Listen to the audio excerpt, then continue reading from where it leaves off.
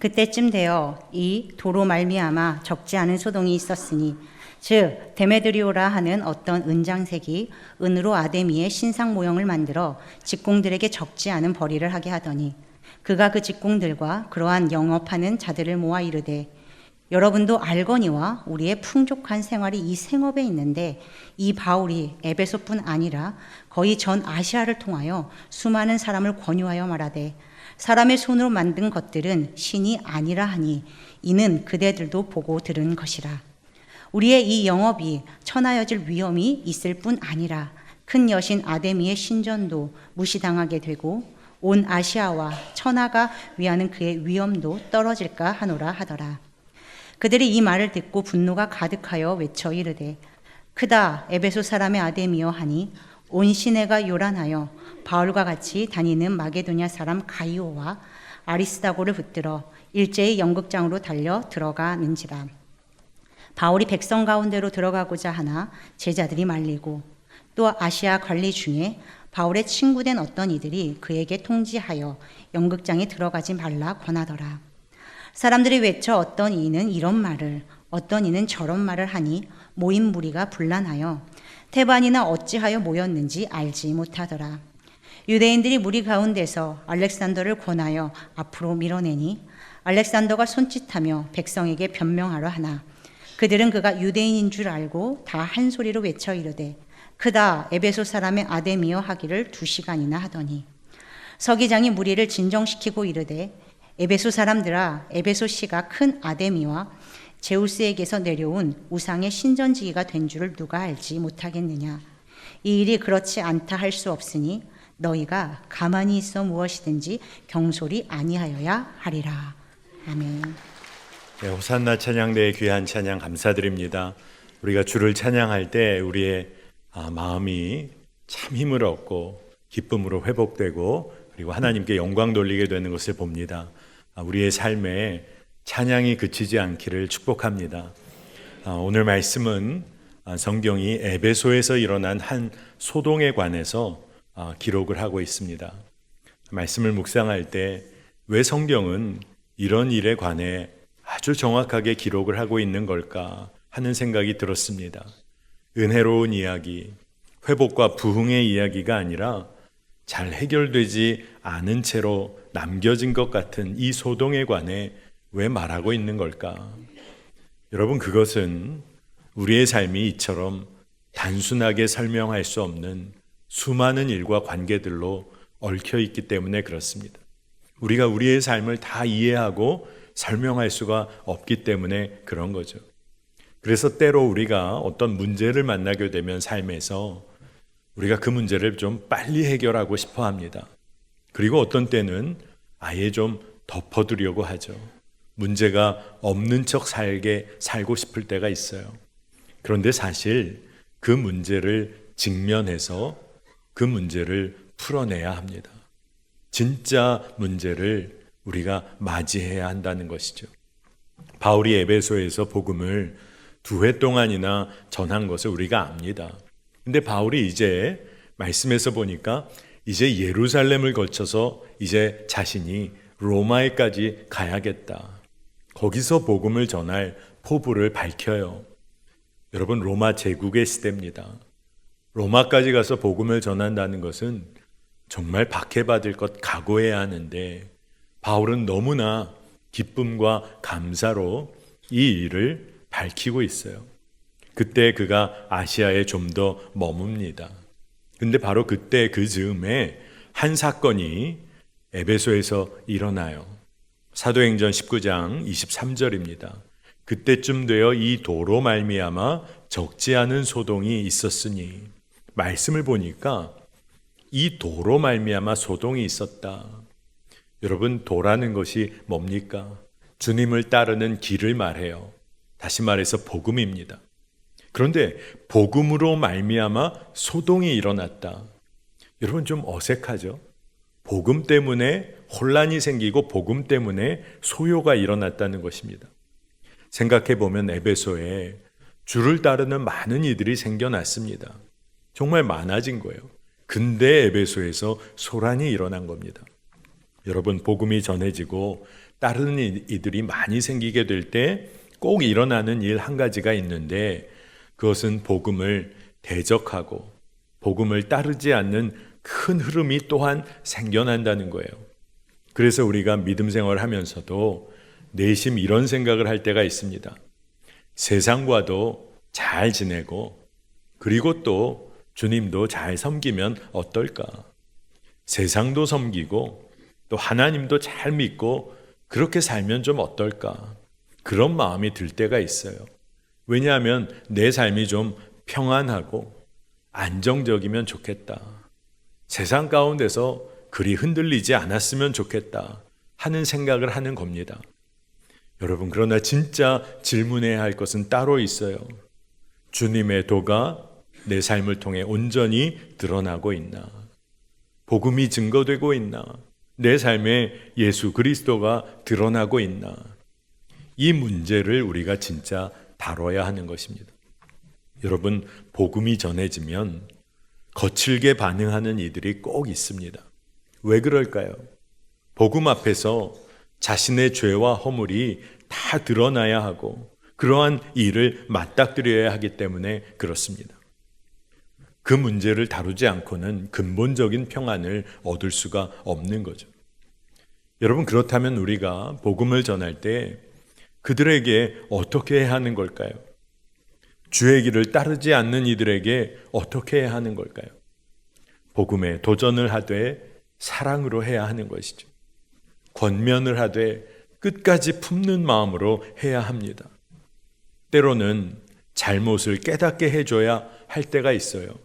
그때조차도 주님의 마음으로 사랑하는 마음이 있어야 그 일을 하는 겁니다. 여러분, 주님의 도는, 복음은 우리의 삶 전부를 들춰내서 보여줍니다. 그래서 우리가 복음 앞에 서면 우리 삶을 낱낱이 보게 될 기회를 얻게 돼요.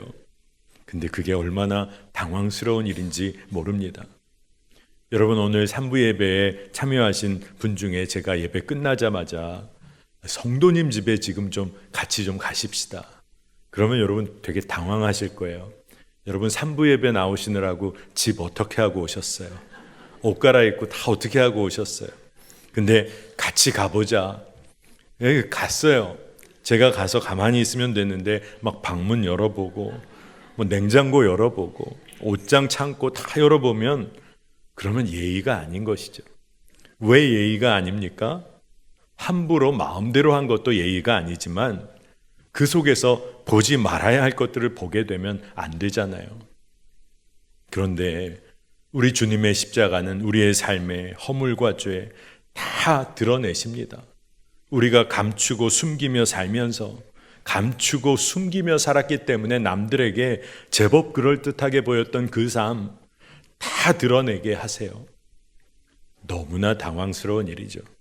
그러나 진짜 문제를 직면하게 되는 겁니다.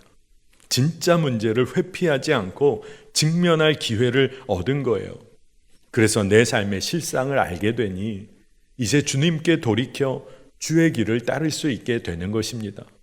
여러분, 진짜 이게 진짜 은혜인 거죠. 데메드리오라는 은을 다루는 수공예 업자가 있었어요. 그런데 에베소에서 그가 선동을 일으킵니다. 선동합니다.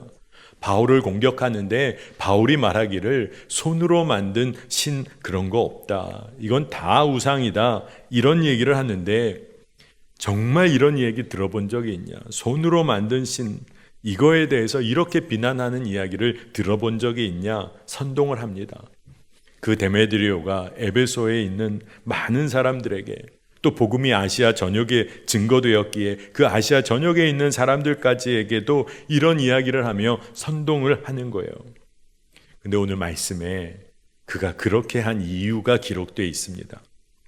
그와 함께한 직공들이 적지 않은 벌이를 한 거예요. 은으로 우상 만드는 사업을 한 겁니다. 그리고 그 일로 인해 성경이 정확히 기록하기를 풍족한 삶을 살고 있었다는 거예요. 우상 만드는 일로. 근데 그가 그의 풍족한 삶, 적지 않은 벌이 얻을 수 있는, 그리고 자신의 영업을 망치고 있다고 선동을 하는 거예요. 여러분, 복음이 필요 없다고 외치는 이들의 삶의 특징이 있습니다. 그들이 뭐라고 얘기하냐?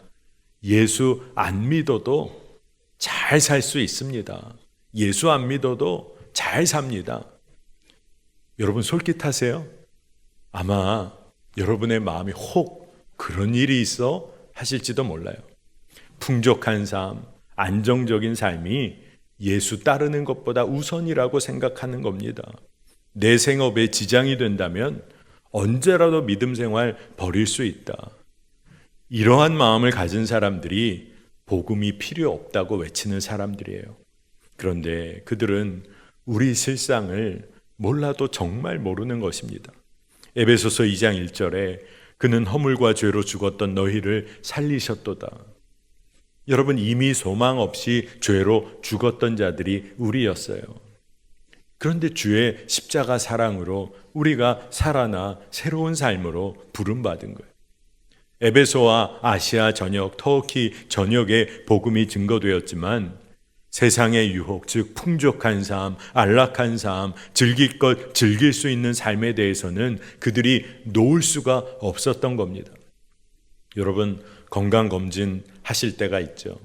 그때 의사가 이거 다 검사 보고 이제 건강한 삶 위해서는 이제부터 음식도 좀 잘 조절하시고 또 특별히 이런 음식들은 절대 이제 먹으시면 안 됩니다.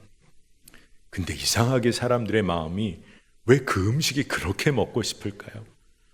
그거 끊어야 된다고 하는데 끊을 수가 없는 겁니다. 내 마음대로 하고 싶고 내가 원하는 것 하고 싶은 거예요. 오늘만 먹고 내일부터 관리하지. 오늘까지는 그냥 그렇게 하고 내일부터 하면 되잖아. 오늘은 즐기고 죄 짓더라도 내일부터 다시 하면 되지. 이런 마음 갖고 사는 것 정말 어리석은 마음입니다. 여러분, 이 자리에 3부 예배 드리는 분 중에 내일 아침에 새로운 날을 맞아 눈을 뜰 수 있다. 그거 어떻게 자신합니까? 하나님이 거두시면 거두어 가시는데 우리가 어떤 자신감으로 나에게 내일이 늘 보장된다 삽니까? 이 짧은 인생, 주님이 허락하신 때가 얼마나 짧은지를 잊고 사는 삶이 얼마나 어리석은지. 내일부터 하지. 여러분, 우리가 매일을 맞이하는 것 그 자체가 은혜입니다. 데메드리오의 선동에 많은 사람들이 분노하기 시작했어요. 누군가에 휩쓸려 끌려가기 시작한 겁니다. 여러분, 3부 예배에 참석하신 분 중에 귀 얇으신 분 계십니까? 이 사람 얘기도 맞는 것 같아서 이렇게 할까? 저 사람 얘기 듣기도 하고 심지어는 내 마음의 소리가 이렇게 저렇게 움직이기도 합니다. 지금 우리가 세상의 흐름에 휩쓸려 가면서도 그 길이 죽음의 길인지 모르고 살 때도 있는 거죠. 여러분, 어떤 영상을 보면 흘러가는 물에 자연에서 보트를 타고 즐기는 사람들이 있습니다. 그런데 그 영상이 줌아웃해서 아주 큰 영상으로 멀리서 바라보니까 상류로부터 내려올 때는 다 괜찮지만 그 마지막에는 정말 속절없이 떨어지는 낭떠러지가 있는데, 그런데 그 물에서 보트에서 즐기고 있는 사람들의 그런 모습을 우리가 본 적이 아마 있으실 거예요. 여러분, 에베소에서 군중들이 아데미를 외치기 시작했습니다. 에베소시가 시끄러워졌어요. 그런데 진짜 성경은 너무나 특별하고 특이한 이야기를 기록하고 있습니다. 모인 사람들끼리 서로 다른 이야기를 하고 서로가 정말로 무슨 이야기를 하는지를 서로 잘 모른다는 거예요. 그리고 더 이상한 것은 태반이 자신들이 어찌해서 이곳에 모였는지를 알고 있지 못했다는 겁니다. 여러분, 그렇기에 지금 우리가 무엇을 위해 살아가고 있고 어떤 방향으로 달려가고 있는지를 우리가 잘 살펴야겠습니다. 우리가 그것을 잊어버리고 살 때가 있어요. 아니, 우리가 그것을 잊은 것처럼 살 때가 있어요. 세상에서 엉뚱한 것 쫓느라 진짜 추구하고 달려가야 할 길을 놓고 사는 거죠. 내일 그렇게 할 거야. 내일부터 시작하지. 정말 무서운 것입니다. 여러분, 여러분의 어린 시절이 엊그제 같으시죠? 내 20대가, 내 30대가 엊그제 같은데 지금 이 시간을 우리가 살고 있습니다. 여러분, 언제까지 뒤로 미룰까요? 우리 인생이 무엇을 위한 인생이고 누구를 위한 삶인지를 분명히 물어야 합니다. 회피하지 않아야 합니다. 직면해야 합니다. 우리는 주님이 당신의 형상대로 지으신 하나님의 자녀입니다. 그렇기에 우리가 그분의 계획과 목적을 따라 살 때 가장 행복하고 안전한 삶을 삽니다.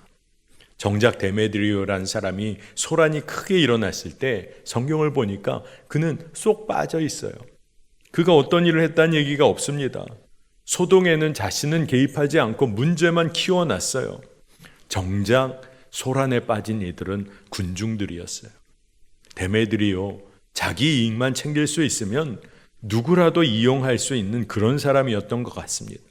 그는 우상의 문제를 지적하고 그리고 도전하는 바울의 이야기에 대해 그때 그는 돌이킬 기회가 있었어요. 그런데 그는 진짜 신이 누구인지, 진정한 창조주가 누구이며 구원자가 누구인지를 묻지 않았어요. 그 문제는 피해갔어요. 자기 벌이만 잘하면 그만이라 생각했습니다. 바울이 이 소동을 보면서 어떻게든 진정시키려고 연극장 안으로 들어가려고 했는데 제자들이 말리고 친구가 된 관리들이 말렸어요. 그래서 그가 멈춥니다. 말씀 묵상할 때 멈추는 일도 참 귀한 것이구나 하는 생각을 했습니다. 처음에 바울이 주님께 묻기도 전에 자신의 열정과 혈기로 그곳에 들어가려 했지만 그는 멈춰섰어요. 멈춰 서야만 했습니다. 그때 소란을 지켜보던 유대인들이 이 일이 계속되다가는 유대교 믿는 우리에게도 좀 문제가 되겠다 싶어서 알렉산더라는 자를 떠밀어서 그가 연극장에서 변명하도록 이제 그렇게 하려고 했어요. 근데 에베소 사람들이 에베소 사람의 아데미어를 크게 외치면서 더 크게 소리 외치며 2시간을 넘게 외쳤다는 겁니다. 여러분, 성경의 한 장면이 떠오르지 않으세요? 갈멜산에서 그곳에 모인 바알과 아세라 선지자들, 그들이 아침부터 정오까지 그들의 신의 이름을 부르며 하늘에서 불이 내려오기를 그렇게 외치고 기도했습니다. 근데 여러분, 어떤 일이 있었죠? 아무 일도 없었어요. 하늘에서 불은 내려오지 않았습니다. 여러분, 아마 이 말씀을 읽을 때 참 이 사람들은 이렇게 어처구니 없이 정말로 이런 기도를 올려드리나 하셨을 거예요. 그런데 우리가 세상에서 무엇을 구하며 삽니까? 아침부터 저녁까지 일하며 뭘 구하며 삽니까? 우리가 정말로 외치며 간구하는 게 뭡니까? 세상의 것 구하다가 아무 일도 안 일어나잖아요. 하늘에서 불이 내려옵니까? 안 그렇잖아요. 하나님의 역사를 구해야 하는 것입니다. 그 이후에 엘리야가 제단을 쌓기 위해 12돌을 가지고 제단을 수축합니다. 제단 주위에 도랑을 파요. 그리고 제단 위에는 송아지 각을 뜬 송아지를 올려놓습니다. 그 위에 물을 3번이나 넘치도록 붓니다. 도랑이 흘러넘쳤어요. 이스라엘 온 지파의 회개의 눈물로 무너진 예배를 수축하는 제단을 쌓은 겁니다. 그리고 엘리야가 기도하는데 그 기도의 핵심이 하나님이 나의 참 하나님이심을 인정하는 거예요. 그래서 주의 말씀대로 행하는 자가 바로 저입니다. 저는 주의 말씀에 순종하는 자입니다. 그것을 인정하고 기도할 때 하늘에서 불이 내렸어요. 여러분, 하나님이 나의 참 하나님이시다. 나는 오로지 그분께 순종하는 자이다. 이것을 인정하고 굴복할 때 역사는 일어나는 것입니다. 여러분, 그러니 우리가 진정 인정하고 믿고 마음에 품어야 할 것이 뭘까요? 하나님께서 날 창조하셨다는 거예요. 나를. 그리고 예수 그리스도께서 날 구속하시기 위하여 십자가에서 피 흘리셨고 이제 성령께서 내 안에 살아 역사하고 계시다. 나와 함께 하신다. 이걸 믿고 따르고 누리는 것입니다. 내가 믿는 믿음이 실제가 되는 거예요. 내 삶에서. 그런데 많은 사람들이 이 문제를 회피합니다. 세상도 따르고 주님도 따르는 삶의 균형을 맞추려고 해요. 이상한 균형을 맞춰보려고 해요. 그러니 주중에는 세상에서 세상 방식대로 살다가 주말에 교회 나와 예배한다고 하는데 진짜 엉뚱한 균형을 맞추려고 하는 거죠. 세상 향하여 구하고 간구하는 삶을 살지만 역사가 없어요. 그럼에도 불구하고 주님께는 구하지를 않아요. 어리석은 삶인 것이죠. 에베소 사람들이 소란 가운데 아데미 이름을 2시간이나 외쳐 부른 것이 얼마나 어처구니 없습니까? 손으로 만든 우상, 자신들이 만든 우상 향해 어떻게 그럴 수 있을까? 여러분, 이스라엘이 광야길에서 금송아지 스스로 만들었잖아요. 하나님이 아님을 알면서도 그들은 의지하고 싶었어요. 어제까지 자신들이 쓰던 금붙이로 만든 우상인데 알면서도 그거 붙잡으려 했어요. 여러분, 우리가 세상에서 하나님보다 더 사랑하고 의지하는 것이 뭘까요? 그것이 날 만족시켜 줄 것 같지만 여러분, 진짜 우리 솔직해지십시다. 그것 때문에 정작 내가 낙심하고 아파하는 거잖아요. 그것 때문에 내가 의지하려고 했던 그것 때문에 내가 실패한 사람처럼 여기며 지금 살고 있는 거 아닙니까? 우리가 하나님을 붙잡아야 되는 것이죠. 우상이 아니라 주님을 더 깊이 사랑해야 하는 것입니다. 바울은 그가 가는 곳마다 복음을 전했어요. 온갖 고초와 어려움 겪었지만 그는 가야 할 길이 너무나 분명했어요. 예루살렘 거쳐 로마까지 가겠다고 했습니다. 로마로 가면 거기는 박해의 자리예요. 근데 그는 그렇게 하기를 갈망했어요. 무엇이 그를 이끌고 있는 겁니까? 무엇이 그를 인도하고 있는 겁니까? 움직이게 하는 겁니까? 여러분, 무엇이 우리의 삶을 움직이고 그리고 무엇이 우리를 이끌어 갑니까? 주의 손이 우리를 붙들어 주셔서 우리가 그토록 주님 모른다 하고 대적하고 흉악한 일까지도 했지만 주님이 그런 날 사랑하신다.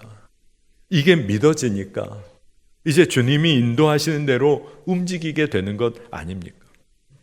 에베소에서 소란이 계속됐어요. 그 지역 서기장이 나섭니다. 근데 그도 진짜 문제를 안 다뤄요. 그의 관심이 뭘까요? 자기가 맡은 관할 구역에서 소요나 불법 집회 생기면 안 되니까 뭐라고 얘기하냐? 피차 서로 고발할 것 있으면 고발해라. 이 일로 로마로부터 우리가 불이익 당하면 이거는 당신들에게나 나에게나 어려움이 있다. 이런 쪽의 이야기를 합니다. 서기장의 관심은 행정관리자로 자기의 지위가 흔들리면 안 되는 거였어요. 여러분, 오늘 본문에서 우리는 많은 사람들을 만납니다. 많은 군상들을 만나요.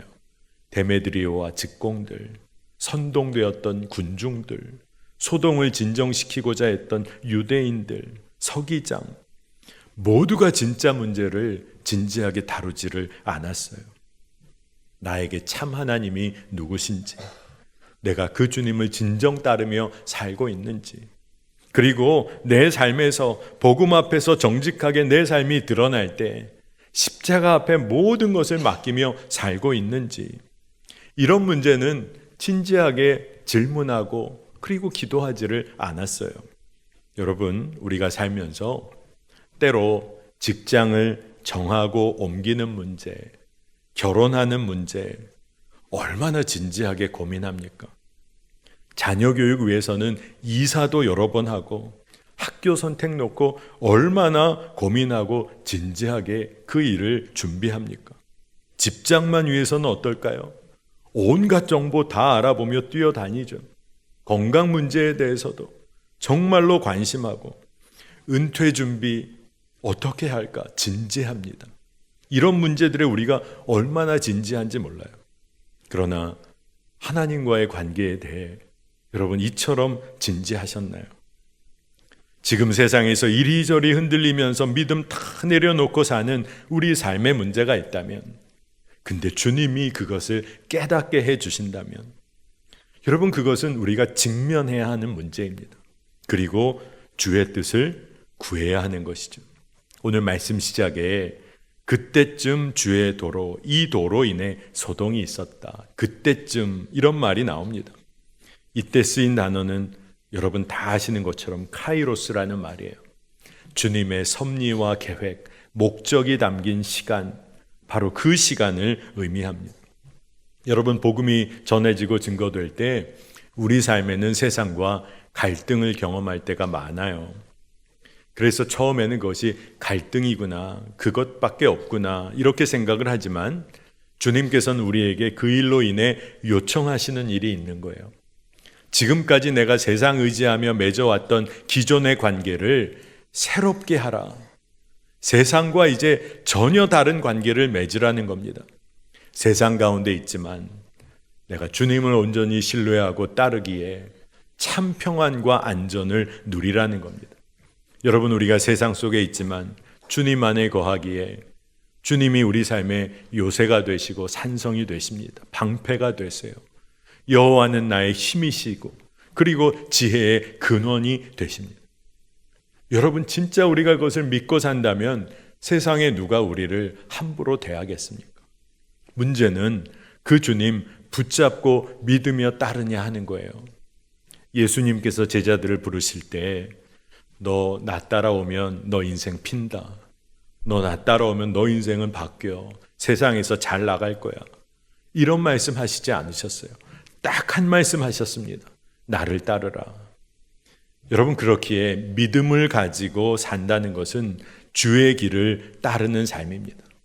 제자들이 예수님 따르며 어떻게 살았을까요? 예수님과 먹고 마시고 함께 자고 함께 일어나서 길을 걷고 어려운 이들 만나면 주님이 도우시고 고치시고 회복시키는 일을 보며 그 일에 함께 참여하고 그리고 주님이 잔치를 베푸시면 그 잔치에 함께 기쁨을 나누고 믿음이란 그런 것입니다. 믿음은 어떤 추상적인 것이 아니라 우리 삶에 너무나 구체적인 것이 바로 믿음인 것입니다. 내가 원하고 바라는 길에서 이제 주님 이끄시는 길을 그 믿음으로 걸어가야 하는 것입니다. 내가 이루고 싶은 일에서 벗어나서 이제 믿음으로 주의 뜻을 이루어가는 길을 걸어야 하는 것입니다. 그런데 여러분, 두렵지 않습니까? 한 번도 안 가본 길, 남들은 그렇게 살지 않는 것 같고 나만 그 길을 걸어야 가는 것 같고 두렵고 염려가 되십니까? 여러분, 주님을 바라보세요. 예수님께서 여러분에게 모든 것을 내어주셨어요. 생명까지 내어주셨어요. 그 예수님을 믿는 거예요. 어린 시절에 여러분, 엄마 아빠가 옆에만 있으면 아마 모든 걱정이 사라졌잖아요. 아무리 힘들고 속상한 일 있어도 엄마 아빠에게 털어놓으면 엄마 아빠가 어린 자녀에게 그거 걱정 마. 그거 아빠가 다 해결해 줄게. 엄마가 다 그거 이미 해결했어.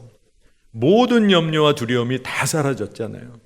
근데 우리가 커오면서 이제 이 나이에 이르러서 왜 그렇게 두려움이 많은지, 우리의 완전한 부모님이 되시는 하나님이 계신데 그분을 신뢰해야 하는 것이죠. 지금도 나와 함께 하시는 주님을 의지하는 겁니다. 여러분, 지금 우리의 삶이 5년 후에는 어떤 모습일까요? 여러분, 10년 후에 거울 앞에 서면 여러분 어떤 모습일까요? 우리는 정확히 모릅니다. 지금 내가 선택해 걷고 있는 길이 주님께서 어떤 결과로 인도하실지 우리는 몰라요. 그러나 가장 확실한 거 하나는 있어요. 우리 주님께서 지금도 우리를 지키시고 보호하시고 함께 동행하신다. 이것처럼 분명하고 확실한 것이 어디 있습니까? 그러니 그 믿음을 가지고 살아야 합니다. 여러분, 성경을 보면 요셉은 노예로 팔려 애굽에 갔지만 성경은 뭐라고 기록했냐 하면 하나님이 함께 하셨기에 그가 형통한 사람이었다. 형통한 사람이라 불리었다. 이렇게 기록합니다. 정말 힘들고 어려운 상황 만날 때 우리가 스스로 난 형통한 사람이야. 그렇게 고백하기가 쉽지가 않죠. 이 상황도 이해가 안 되고 그리고 형통하다는 게 믿어지지도 않기 때문에 그렇습니다. 그러나 형편을 보면 도저히 형통한 사람이 이라 여기기가 어려운데 성경에는 실제로 형통한 사람들이 많아요. 99세까지 아들이 없었던 아브라함도, 베델 들판에서 노숙을 했던 야곱도, 아둘람 동굴에 가서 피신하여 있어야만 했던 다윗도 성경은 그들을 형통한 사람이라고 이야기합니다. 하나님을 인정하고 하나님이 함께 하심을 그들이 믿었기 때문에 그래요. 여러분, 하나님을 인정하는 삶, 주님의 음성에 귀를 기울여 순종하는 삶을 우리가 살아가고 있다면 우리는 이미 형통한 사람들입니다. 여러분, 여호와 하나님께서 우리와 함께 하시니 우리가 형통한 사람입니다. 여러분, 오늘 내 삶의 문제, 어려움, 자꾸 염려와 두려움에 빠지시는 분이 계십니까? 여러분이 믿음을 붙잡으면 여러분은 형통한 사람이에요. 지난 주 중에 우리가 부흥성회 통해 많은 은혜를 시간 받았는데 아마 사랑은 디테일이다, 이런 말씀을 강사 목사님이 전해주셨어요. 하나님께서 얼마나 세심하고 섬세하게 우리의 삶을 이끄시며 사랑하시는지, 너무나 작고 하찮아 보이는 그 일까지도 하나님이 얼마나 돌보시고 한결같이 함께 해 주시는지 진짜 놀라운 은혜를 우리가 말씀으로 들었습니다. 여러분, 주님이 함께 하시니 나는 형통한 사람입니다. 주님이 나와 함께 하심이 믿어지니 우리 모두가 형통한 사람입니다. 여러분, 그렇다면 이제 주님이 깨닫게 하시고 돌이킬 기회를 주신다고 하면 회피하지 않고 직면해야 합니다. 세상에 속해 살아오던 내 모습, 주님이 은혜와 사랑으로 비추어 주시면 그 모습도 받으시는 주님께 의지하며 나아가면 됩니다. 우리 연약하고 부족한 모습 포장하려 하지 말고 살아계신 주님께 맡길 수 있는 믿음이 우리 안에 있으면 그것으로 그 모든 문제는 이미 해결된 것이라 믿습니다. 여러분, 주님이 너무 기뻐하실 거예요. 여러분, 부모가 돼보면 다 느끼는 것이 아이들이 힘들고 어려운 상황 가운데 있는데 마음을 엄마 아빠에게, 부모에게 터놓지 못해요. 그러면은 부모님의 마음이 끓습니다. 애끓습니다. 근데 어느 날 어려운 일 털어놓고 마음을 나눠주면 부모의 마음이 그렇게 기뻐요. 도울 수 있는 문이 열렸으니 너무 기쁜 거예요. 여러분, 우리가 주님과 동행한다면 주님께 맡겨드리는 거예요. 그리고 구하는 거예요. 그리고 주님이 우리의 삶에 만족을 허락해 주십니다. 여러분, 주님 없이 사는 삶이 얼마나 건조하고 피폐한 삶입니까? 이제 주님만으로 만족한 삶을 모두가 누리게 되시기를 축복합니다. 진짜 문제 회피하지 말고 이제는 주님 앞에 온전히 서야 합니다. 주님 앞에 정직히 서면 주님은 우리의 삶을 섬세하게 그리고 너무나 세심하게 우리를 이끌어 가십니다. 그 은혜 놓치지 않으시기를 축복합니다. 함께 기도하겠습니다. 하나님, 세상 가운데서 만나는 여러 문제 가운데서 주님을 인정하지 못하고 주님을 잊은 채로 살았던 우리의 삶을 회개합니다. 하나님이 진정 나의 하나님이신지, 진정 내가 예수 그리스도와 동행하는 삶을 누리고 있는지 점검하게 하시고 다시 돌이키게 하여 주옵소서. 이 회복의 은혜를 누리게 하여 주옵소서. 때로는 너무나도 분명하게 나의 연약함과 허물을 주님이 알게 하실 때, 그때 돌이켜야 할 때, 그때를 놓치지 않게 하여 주시고 회피하지 않게 하여 주셔서 오로지 주님을 온전히 바라보고 동행하는 은혜를 누리게 하소서. 우리를 살리시고 인도하시고 회복시키시는 주의 은혜 가운데 충만히 거하게 하여 주옵소서. 감사드리며 예수님의 이름으로 간절히 기도합니다. 아멘.